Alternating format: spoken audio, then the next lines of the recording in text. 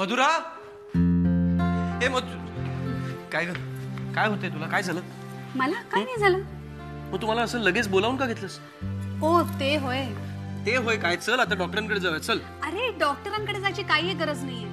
म्हणजे मला जे हवंय ते डॉक्टरांकडे नाही मिळत. काय हवंय तुला? तिरामिसू. तिरामिसू खावंसं वाटतंय तुला? तुला खावंसं वाटतंय की बाळाला? One and the same thing ना. जाम डिमांडिंग आहे बाळ. जसे बाबा तसंच बाळ. नाही, जशी आई तसं पिल्लू.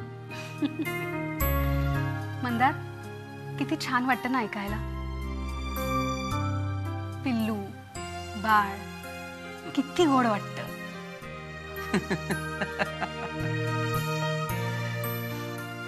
काय झालं? एवढा का हसतोयस? काही नाही, सगळं किती बदललंय ना. म्हणजे आईच्या पोटातली बाळं सुद्धा किती बदलली आहेत. पूर्वी कसं त्यांना चिंचा, बोरं, कैऱ्या असं काहीतरी आवडायचं. आता तिरामिसू. ए चल ना, तू नाव काढलंस ना की मला खायची इच्छा होते. बरं चल चल चल. ऐक, आधी तिरामिसू, मग लॉंग ड्राईव्ह. जशी आज्ञा राणी सरकार. या या, क्या बात है. मला एकदम ट्रीटच द्यायला मिळते तुझ्या.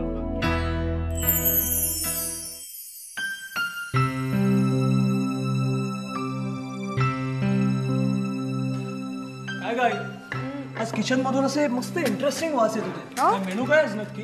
एक मिनिट. मी नुसत्या वासाने मेनू ओळखले तर चालेल? चालेल चालेल. पाहो. हो हो. ओके.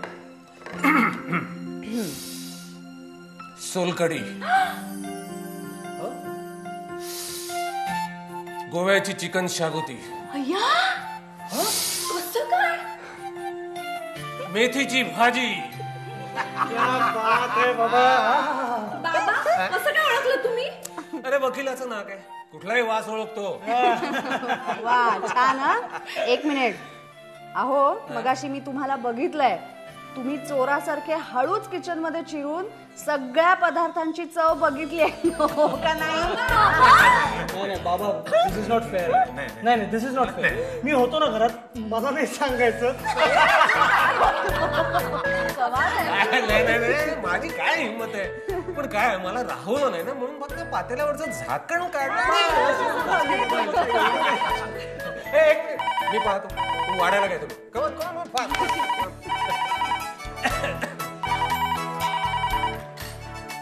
हॅलो, हा बोलतोय.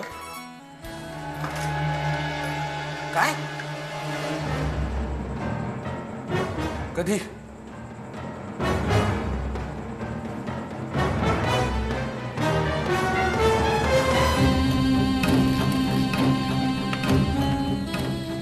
काय झालं? कांताला कोणीतरी गोळ्या घातल्या. त्याला हॉस्पिटलमध्ये नेलंय. खूप क्रिटिकल आहे. मला जायला पाहिजे.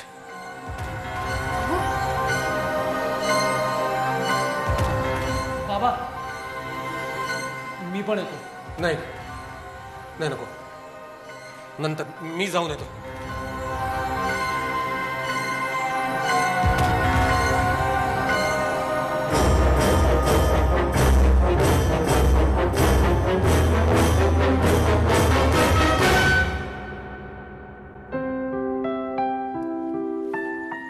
काय विनी,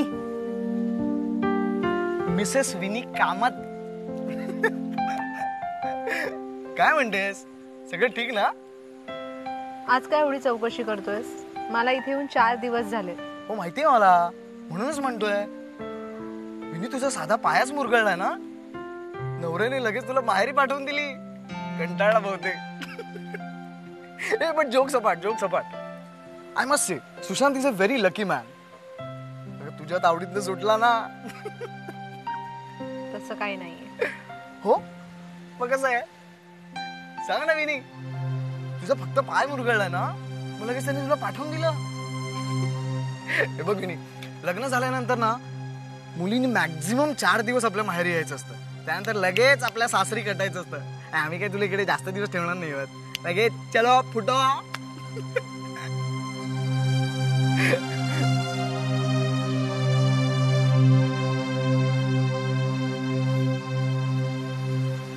ए विनी, काय ग काय झालं तुला?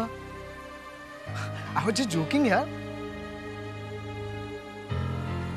काय झालं सांग ना. ए विनी, विनी आय एम सॉरी.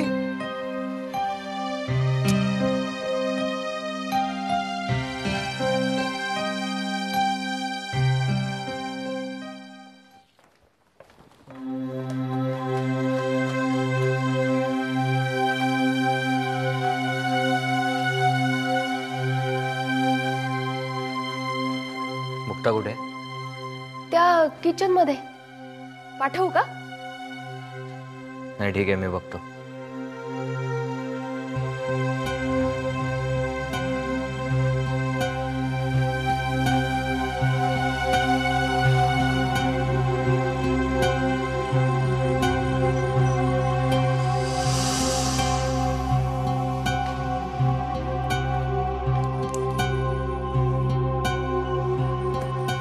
हाय.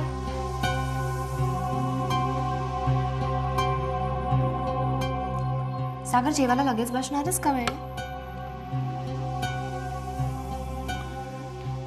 कुठे होतीस तू? किचन मध्ये. आत्ता नाही, मी जेव्हा घरी फोन केला होता तेव्हा कुठे होतीस तू? तू घरी फोन केलेलास? हेही माहिती नाही तुला. एनिवे, मी राकेशसाठी घरी फोन केला होता तेव्हा राणी मला म्हणाली की राकेश आपल्या रूम मध्ये आला होता. राकेश आपल्या रूम मध्ये आला होता? मला नाही माहित. राणीशी बोलून झाल्यानंतर मी तुझा सेल पण ट्राय केला होता, तोही तू उचलला नाहीस. कुठे होतीस कुठे तू? 1 मिनिट सागर, काय म्हणायचंय काय तुला? हे बघ, राकेश इकडे का आला होता मला माहित नाही.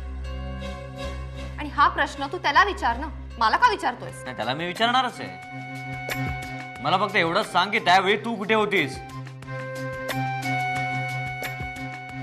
सागर, आज दिवसभर मी खूप बिझी होते. आधी काकून बरोबर, मग ज्योती बरोबर, आणि त्यानंतर बराच वेळ विदुला बरोबर पत्ते खेळत होते.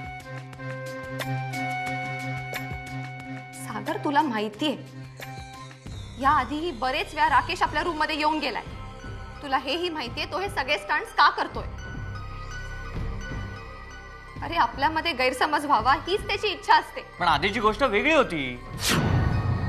आता ज्योती आणि त्याचं लग्न झालंय and they seem to be happy together. आता तो असं का करेल?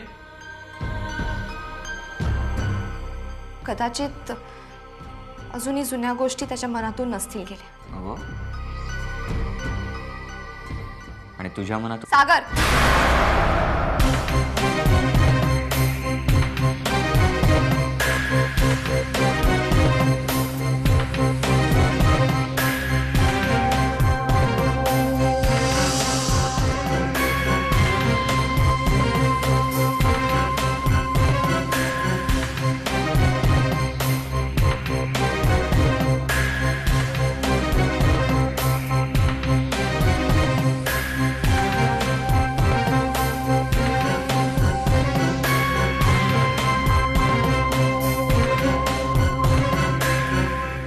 सॉरी.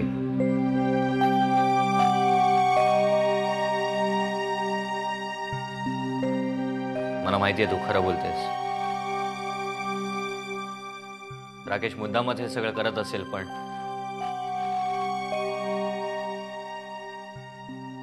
फोनवर ते सगळं ऐकून खूप डिस्टर्ब झालो.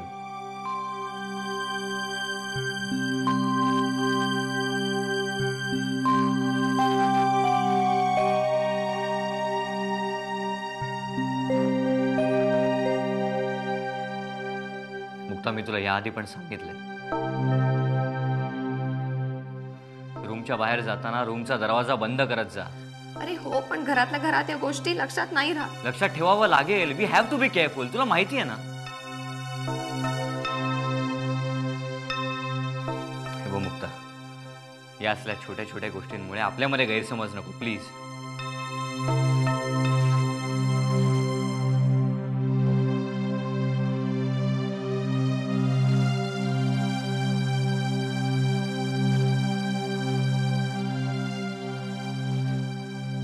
मी तुझ्याबद्दल खूप पॉझिटिव्ह आहे.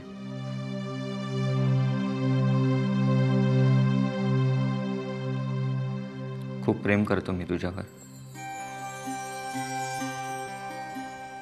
मला माहिती आहे सागर, पण तुझ्या या पॉझिटिव्हपणामुळे अजून प्रॉब्लेम्स क्रिएट होऊन देऊ नकोस प्लीज. आहेत तेवढे प्रॉब्लेम्स खूप आहेत.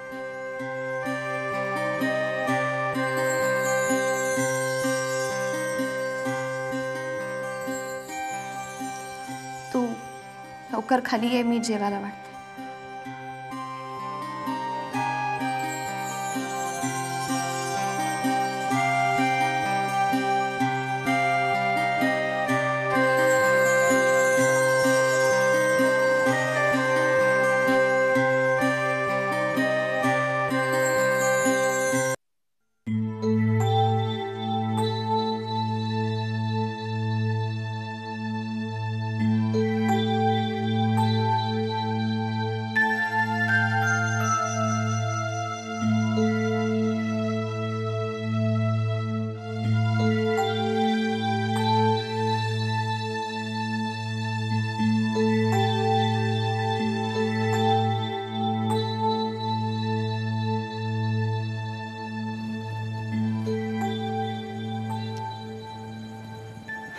बघ ना ग, हे अजून आले नाहीयेत. रात्रभर त्या कांतापाशी बसून असते. बरं वाटू दे बुवा कांताला. त्यांचा फार जीव आहे त्याच्यावर. येतील, आताच येतील. तुम्ही चला आत बसा. बघ चला.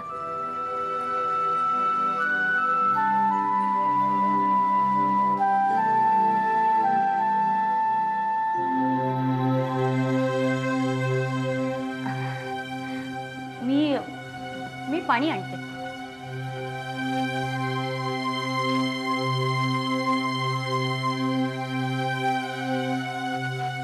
कसा आहे, बरा आहे कांता?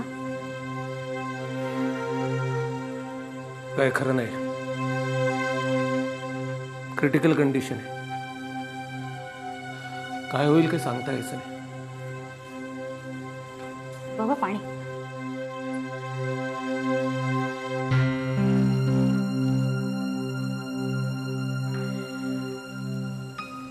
रात्रभर जागे होतात ना.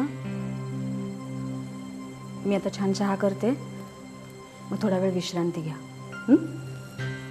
बाबा, कांता शेटला कोणी गोळी मारली असेल आणि का? काही माहित नाही.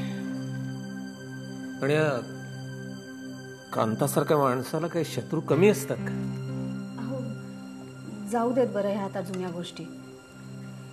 आता तुमच्यासारखा मित्र आहे ना त्याला, छान बरा होईल तो. काळजी करू नका. मी चहा करते, तू काहीतरी खायला करतेस? हो चल.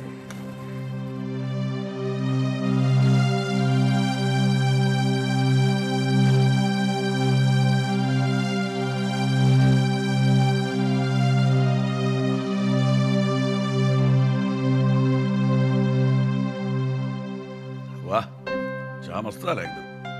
अरे तुमच्यासाठी मुद्दाम मी गवती चहा घेऊन आलोय. अरे वा.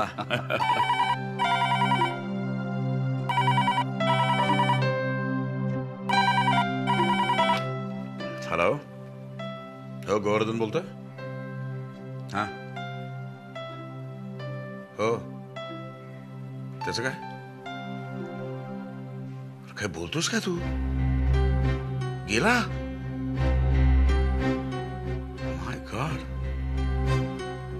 बरं बरं ठीक आहे, मी जाऊन येईन. Okay okay, I am sorry. ताई, अगं तो माझ्या वर्गातला गणेश आपटे, अगं तो वारला ना. काय? हार्ट अटॅकने. अरे रे, कमाल झाली. पण गेल्या महिन्यात ते नवीन बंगला बांधला म्हणून पार्टी मागत होतो आम्ही ना. आज काय क्षणभंगर आयुष्य माणसाचं.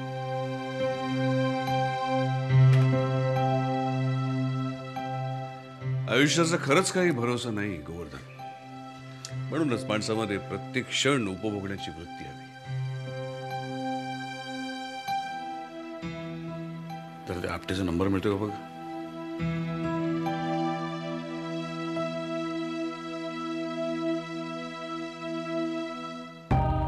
मला एक वचन दे. काय? मी उद्या असलो किंवा नसलो काय, पण तू माझ्या ताईची जबाबदारी सांभाळशील. प्लीज मला वचन दे.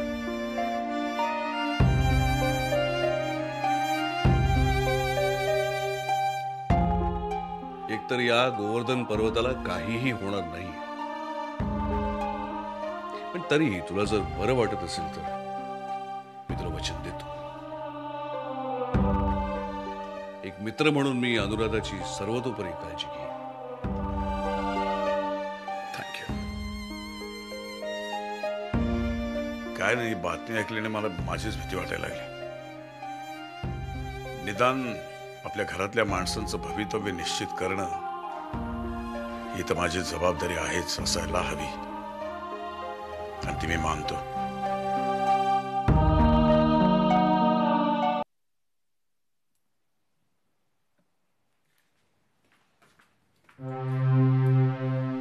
थोडं बोलायचंय तुमच्याशी. बोल ना. काल जे वाण्याकडून सामान आलं त्या यादीत माझं काही सामान होतं, ते आलेलं नाहीये. मी यादी पाहिली. मला काही गोष्टी अनावश्यक वाटल्या. उगीच वायफळ खर्च कशाला, म्हणून मी त्या काढून टाकले. एक मिनिट. मी मागवलेल्या गोष्टी आवश्यक का अनावश्यक हे ठरवणाऱ्या तुम्ही कोण? या बाबतीत कधी माननी पण दखल दिली नव्हती. वहिनी, नव्याने जे हातात अधिकार आले ते गाजवू पाहताय का तुम्ही? का तुम्हाला आता असं वाटायला लागलंय आम्ही तुमच्या जीवावर जगतोय म्हणून? मेघना, अगं कशाला उगीच गैरसमज करून घेतेयस?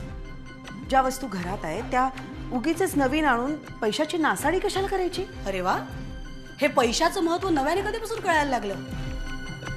वहिनी, हातात अधिकार आलेत म्हणून उगीच गाजवू नका. काय दिवस बदलायला वेळ लागत नाही. हे जे काय आहे ते फार काळ टिकणार नाहीये. मेघना, उगाच वाकड्यात शिरू नकोस. अगं हे घर सगळ्यांचंच नाहीये का? बघू, आता ते कोर्टातच ठरेल. म्हणजे ही घरची भांडणं घेऊन तू कोर्टात जाणार आहेस? खोट्या धमक्या द्यायची सवय नाहीये मला.